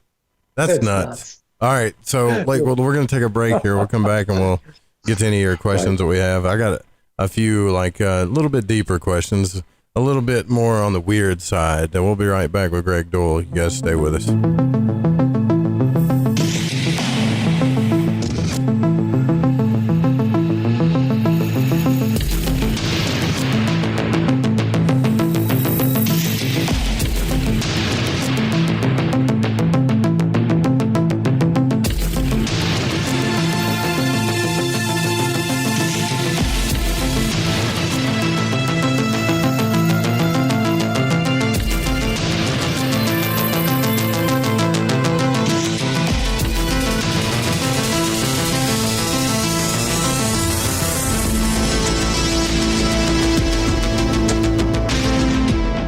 Have you ever seen an ad or banner which brought you a feeling that someone is reading your mind or even listening to your conversations? Your online data is being used against you. Surfshark is a VPN service that makes online privacy protection easy and attainable. You can use it on as many devices as you'd like simultaneously. The VPN service that we use at UFO Seekers, plus 1 month free for $1.99 a month. Visit surfshark.deals/seekers. We spend almost as much time online as sleep, and that's 6 to 8 hours a day. The internet knows a lot about us, and that's why we should care about our online data. Use Surfshark to encrypt your personal information and send it via a secure VPN tunnel so that no one can see it without your permission. Visit surfshark.deals/seekers. You need to protect yourself from surveillance and targeted advertising. Surfshark encrypts all internet traffic sent to and from your devices and ensures that your IP address remains hidden. The VPN service that we use at UFO Seekers, plus 1 month free for $1.99 a month. Visit surfshark.deals/seekers. You tune into this show at your own risk because it leads to a state of mind, not a perception it will be, but one that is. I'm Ryan Gable, and this is The Secret Teachings. The analysis offered on this show is objective, removed from the emotional hysteria of the hive mind collective mob of coercive persuasion, the polar divisions in politics and religion, and those that exist in the paranormal, occult, and even in health. By simple observation and common sense, one may decipher the newspeak, doublespeak, and propaganda of ideological collectives intent on persuading the individual to abandon liberty through coercion and fear. On this show, we will speak to your heart and soul, opening a channel to spirit. And when you tune into this frequency, you are hearing The Secret Teachings, 5 nights a week on the Fringe FM, with a full archive at thesecretteachings.info. So, you love talk radio? Then you'll love TalkStreamLive.com. TalkStream Live is always on, 24/7, with the best streaming talk shows. Find your favorite talkers and discover some new ones. It's free, readily available online or on mobile with any smartphone or tablet. Finding your favorite talk shows all in one place has gotten a whole lot easier. Just go to TalkStreamLive.com. Be sure to download the free apps from Google Play or the iTunes App Store. The Fringe FM isn't just a radio station. We also provide services for all your audio production needs. If you're interested in live radio or pre-recorded podcasts, we're here to help. We even do audio enhancements and voiceovers if needed. If you want to do a podcast or live radio show and even want the option to syndicate on terrestrial radio, from simple audio file enhancement to live production and call screening, we have you covered. We have worked with some of the best professionals in the business in order to provide coaching instruction for content creation, show structure, and more. Contact The Fringe Digital Media for more at info@thefringe.fm. That's info@thefringe.fm. Or call 501-777-5631 for a consultation. Telepath is a weekly digital newsletter filled with the latest paranormal news, trending topics, and fresh articles from some of the most popular critical thinkers in the community today. Stay informed on your favorite paranormal podcasts and live streaming talk shows. Interact with the Telepath and upload your paranormal story or pics. It could be featured in an upcoming edition. Sign up right now for the free Telepath newsletter at paranormal.radio. That's paranormal.radio.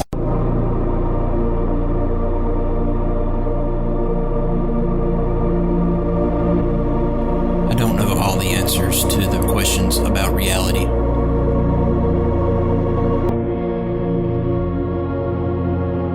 I do not claim to know the ultimate truth about life. I seek that which has been made hidden as a part of a family of explorers in consciousness.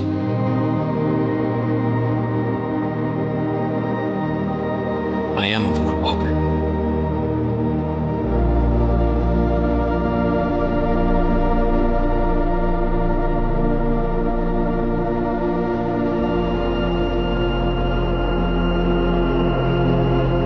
This is Macon, and you're listening to Lighting the Void with Joe Root.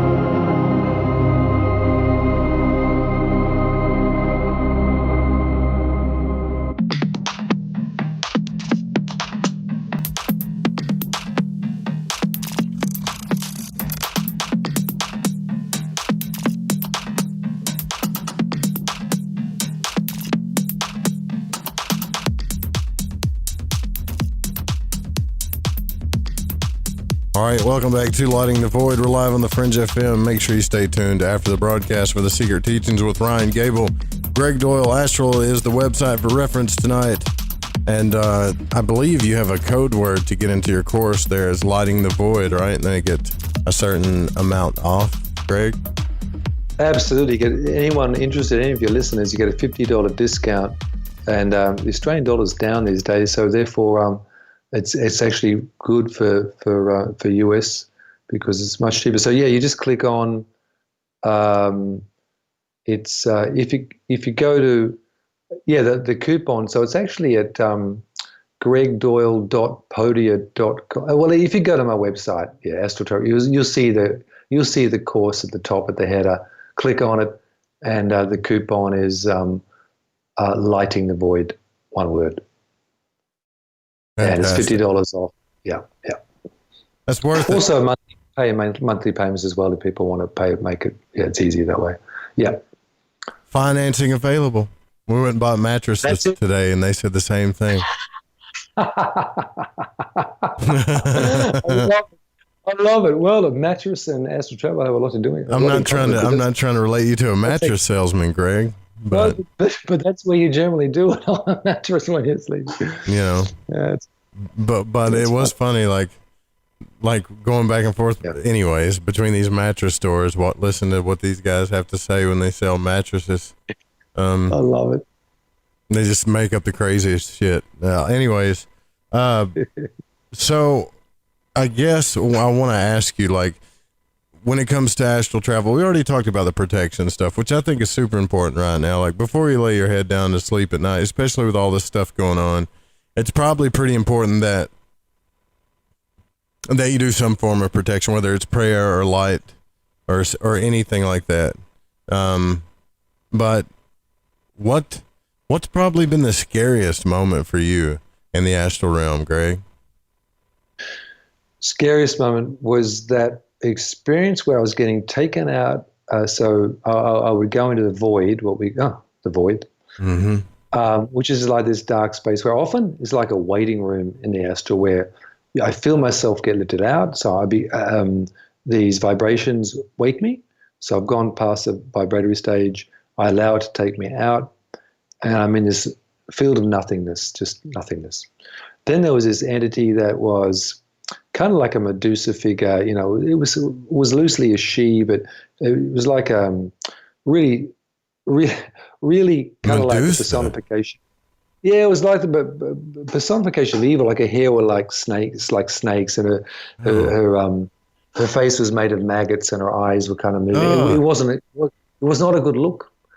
And it was in the astral because everything's heightened. It was really scary. Like the stench of this being, like, it was really bad. So I went out of body, and the first time I went out, and there was this entity, and her eyes were very piercing, and she threw this ball of energy which hit my left shoulder, and I woke up. I came to, and I thought, whoa, what was that? Like that actually hurt, and I'd sort of felt I'd gotten past a lot of these lower threshold entities that were, you know, like little monsters that pop up, and sometimes I'd just say, in the name of Jesus, whatever occurred to me in the astral. Yeah. Or I'd swear at them and say, off.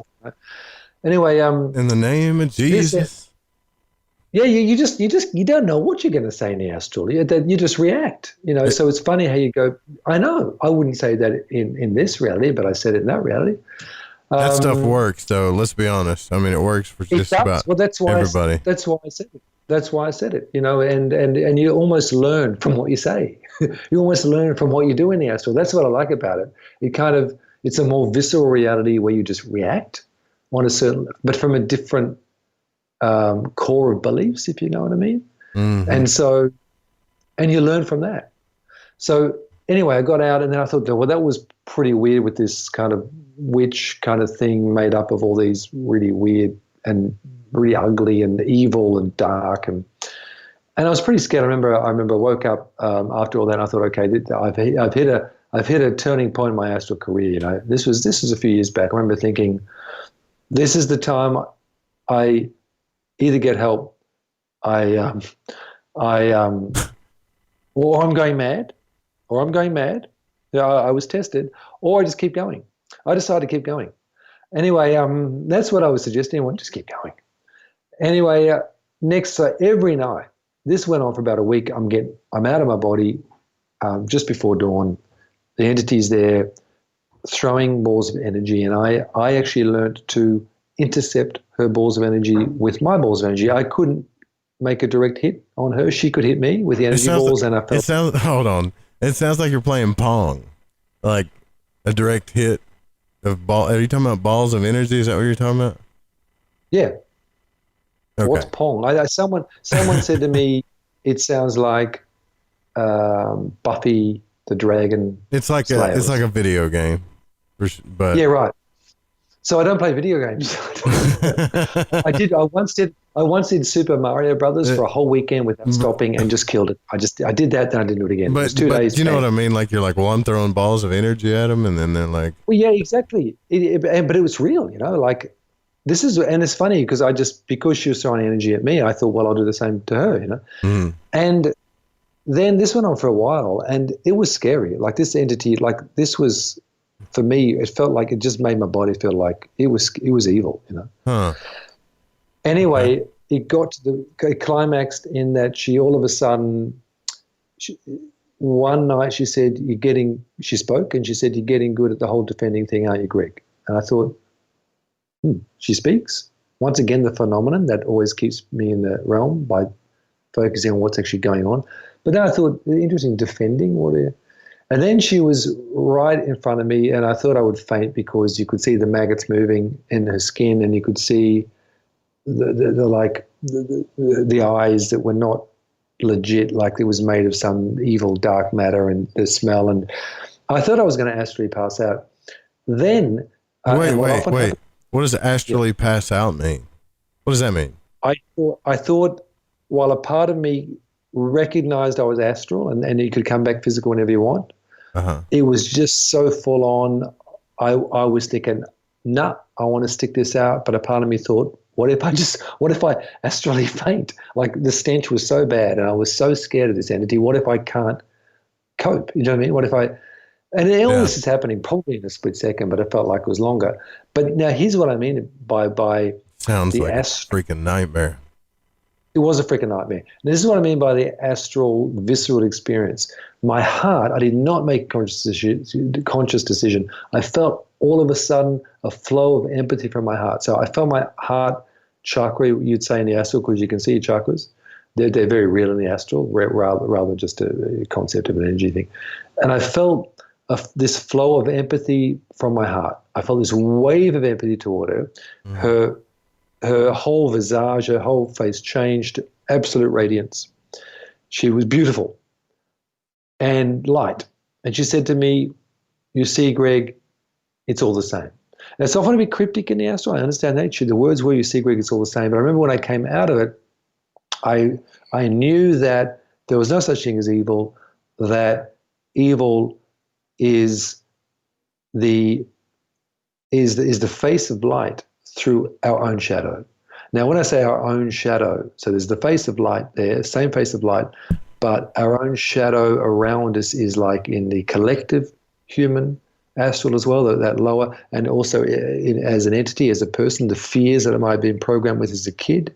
So this is where it kind of comes into a bit of a testing ground, doesn't it? You think of all those horrifying experiences you had as a kid. Are you able to get through those? So I felt this thing lift, and I just knew within my core, because this was the zenith of evil.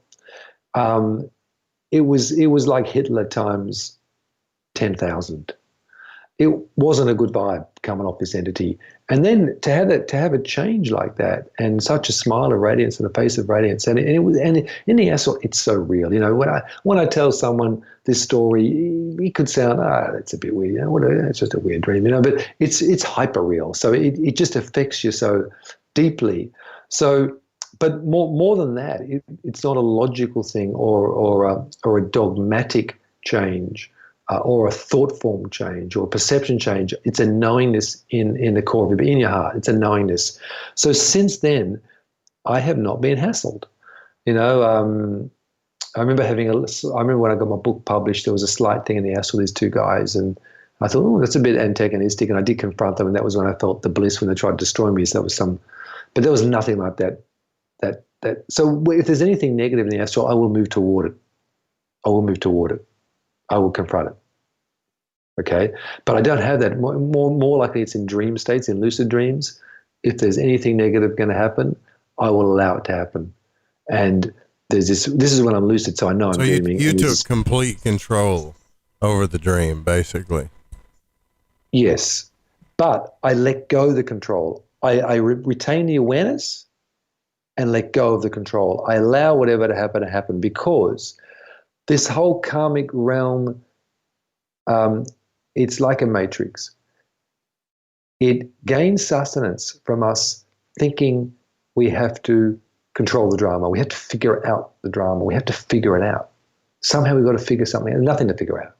There's nothing to figure out. When we all as a collective realize there's nothing to figure out, we're no longer here. That's what the karmic drive needs. It needs duality because that way, good solution, bad solution. Good solution, bad solution. You know, you're not enough, figure that out. You've got to be more, you've got to be more. So becoming astrally aware is all about letting go. All the programming, it's not about adding on extra positive program. It's not about becoming even more of a robot. It's about letting, everything's good. Everything's good. Not about that. You drive yourself insane. Isn't that great? No, it's not. It's crap. So it's allowing yourself to see that crap and kind of decrapmenting yourself. A little bit like defragmenting a computer. We're actually decrapmenting ourselves. So you kind of, it's almost like the cracks within you opening up so the light comes out because really, from your perspective, you are the center of the cosmos. It's the infinite cosmos. That's a crazy thought. I've heard people say that, and yeah. So your heart. So this heart. You imagine the heart is a pulsating star, like a light. That is the pulsating center of the cosmos, coming from your heart, from everyone's heart. So when you start to relax your systems and start to put awareness to your body, then you start to, like, all the shells come off you, like the notion even of identity. This is what I mean about being visible. Like, I'm not what I do. I'm this being, whatever. I don't know exactly what I am, but I'm definitely not a who. Well, I know I'm a what. And it's this kind of releasing of identities bit by bit. And so it is a visceral thing. That's what I enjoy about it. It's a visceral thing. And so these things in the astral experience are very visceral. So this change or this pouring out of empathy from my heart was not a conscious decision. I didn't think, I'll feel nice feelings toward this devil or this evil. This Medusa with maggots for, what'd you say it was, maggots for eyes? Yeah. Damn. Not good. That's not good. No. You couldn't even paint that. I have seen some representations of this being. So it must be an archetypal being because I have seen some paintings that come pretty close. I've seen some pictures that come pretty close. And so you think of that notion of the Medusa with the serpents coming in the hair, and it was very much like that. It was the classic representation of that. And I haven't even Googled Medusa, but that was what it was like. And it wasn't according good. to the mythology, if the Medusa looks at you, then you turn to stone. Wow, that is brutal. That is brutal. You see, and you didn't know that, did you? Huh? Well, she came right up to me, looked at me, and that's when I thought I was going to faint. So that would have been the equivalent of turning to stone. I think it's interesting that all of a sudden my heart opened because. What was the alternative? I don't know. That was pushing me to my boundaries, and this, I can understand certain beings can be almost pushed over the edge. I mean, I think if you're, I haven't done any psychedelics but I think, I'm not an addictive personality, but what if I'd, had psychosis and all that kind of stuff? I can imagine this kind of stuff. I actually think a lot of that stuff is actually a spiritual development within a being, that we call afflictions. But some people just can't deal with it, or they haven't had the help, they haven't had the guidance. Like that woman who took the medication after having the out-of-body experiences, and they believed that she was, a non-fitting epileptic, and that she was, cohorting with the devil. I think if it's taken the wrong way, and I think in many ways that notion, if Medusa looks at you, you turn to stone, that is also part of the programming, is it not? Yeah. Don't look at them. But when you confront it in the eye, you can't forget. And then when it transforms in front of you, you can't forget, Maggots for eyes, though. Yeah. Oh, absolutely disgusting, Joe. I tell you, disgusting doesn't even half come near. It doesn't touch it. So that was that was the worst one, huh? Pinnacle. That was the pinnacle. Another interesting one was look, weird. I remember going out Astral once, and I kind of go through layers, and I went out just really high. So you go out of these layers that are kind of like magnets around, these lower thresholds that have all the entities. And so getting through that, recognizing that a lot of the fears weren't mine. I remember going through and recognizing I could see that there were deals made between aliens and humans to keep us in some kind of captivity. I remember going through that whole and feeling that fear of it, and then realizing this isn't my fear.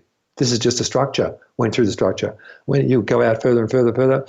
And I remember going way out and seeing this massive, it was like this dark crystalline wall that went on to infinity, up and down, in front, back, and it kind of was it was kind of in a grid system. And the intelligence coming off that was really interesting. I remember thinking, well, this is like the ends of the cosmos, or the ends of the universe as we know it as beings. And I recognize it was nothing like the other aliens I've seen. This structure had an intelligence coming off it that was incomprehensible to us. It was a very high intelligence, not particularly benevolent as we know it, but it's something that doesn't have anything to do with us. It was enormous. It's like, I felt like, I was a flea up against the Titanic. This thing was like, whoa, okay, I don't go over here. Like, I don't know. It's hard to explain. I thought that was interesting. As I said, I look at the phenomenon. I think this is curious. I think, okay, where am I here? This is fascinating. What is that wall, if you like? I'll go back there one day and perhaps I'll try to go, and perhaps I will actually go through it. But it was like an intelligence that said, you don't need to know this. This is nothing to do with your karmic story. This is nothing to do with you. This is nothing to do with you. That's weird. It was weird. It was very strange, yeah. Yeah, it was a bit unsettling, and I think I will go back there and check that out. I don't quite get that. It's nothing like all the alien beings I've met that I now find quite entertaining, even the ones that are so-called negative. I don't, it's okay. Because it's kind of a bit of a play, it's like, oh, I'm scary, but this was something else. This was an intelligence that was altogether foreign. That's crazy. Well, you never know what's out there in the astral realms, and I guess sometimes you run into things that, if you travel enough. I mean, Robert Monroe did. He really did. What kind of, can you tell me, like, Robert? Well, he even talked about entities that he ran into that you couldn't see or perceive with any senses, but he had a telepathic communication with it. He just knew it was there. Yeah. It is but this is what I mean by being a curious reality. It's so interesting. It's so interesting, these other realities. Just from that phenomenon aspect, I guess I'm not afraid of it, because I think, as I said, I feel that as a being, I know it sounds weird, but this notion of invisibility is where we're going. And I feel that as an entity, I want to feel that, because I feel more and more that the cosmos comes through me and I experience it. And it's almost like it's already happened. So I'm in a constant state of kind of deja vu. Like, even as I talk to you now, I got no clue of the words that are going to come out of my mouth.